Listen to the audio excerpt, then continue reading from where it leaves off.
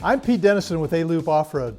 One of the best modifications you can make for your XR400 or 250 is an Aloop 4-stroke motocross seat tank kit. In this video, we're going to show you how to install it. To begin your installation, remove the stock tank and seat, as well as the rubber ring that wraps around the frame backbone. Drain the fuel from your stock tank into an approved container. Strip the stock tank, removing the fuel cap, petcock, bolts and O-ring, as well as the two forward triangular mounts. Install the supplied right side petcock onto the Aloop tank using the two 6x16mm hex head bolts and the 15mm rubber O-ring that is packaged with the petcock. Install the stock Honda left side petcock onto your Aloop tank. Point the shutoff lever out and the nozzle back. Install the stock fuel cap onto the Aloop tank. Now install the metal saddle bracket into the tank. This is the component that fits in the upper inside of the tank and wraps over the XR's frame. Ensure that the seat post bolt goes to the front of the bike.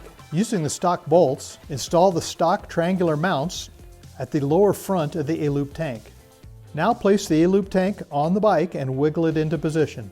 There's a 1/2-inch hole in the saddle bracket for the small metal tab on the top of the frame to fit into. You may flatten this tab if you wish with a hammer if you feel that it's impeding installation of the Aloop saddle bracket. Line up the front mounts on the tank and install one of the 6.5-inch long shroud supports on each front bracket. The shroud supports angle away from the motorcycle. Just snug these down for now. You'll fully tighten them later. Install the right and left radiator shrouds. Install these screws loosely before you tighten anything, and be sure not to over-tighten when you do finally snug them down. Once everything is aligned, tighten the front shroud mounts where the shroud attaches to the brace, as well as the bolts where the brace connects to the triangular mount on the frame. Use the supplied 10-inch zip tie to hold the back of the saddle bracket to the tab on the backbone of the frame where the stock rubber hold down used to go. This zip tie helps secure the tank and keeps it from moving up and down when you push on the seat during installation or over jumps. Next, cut the stock fuel line, install the T-fitting, and install the supplied crossover fuel line to the right fuel petcock. If any of the fuel line kinks, adjust it by removing a little from the stock section to leave room for the T. Use the 4-inch nylon zip ties to secure the fuel line to the T-fitting and petcock. Using 4 6mm nylock nuts, install the two aluminum seat brackets onto the seat base. Now install the seat.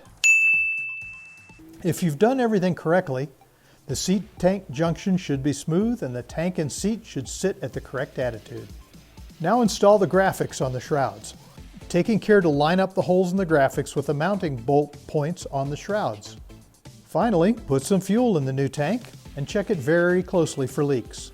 Give all visible fasteners a quick check before and after your first ride, and again, do not over-tighten anything. We know you'll enjoy your new Aloop kit and the multitude of handling and performance benefits that it brings. Here's a helpful hint about installing the seat on an XR400. There's two small wire loops that come up from the subframe, and they have to engage two tabs on the bottom of the seat. This is kind of tricky, even with a stock seat.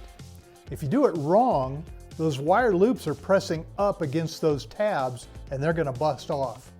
So when I put my seat on my XR400, I have to get my face down there real close and look up and make sure that I have the tabs underneath the wire loops.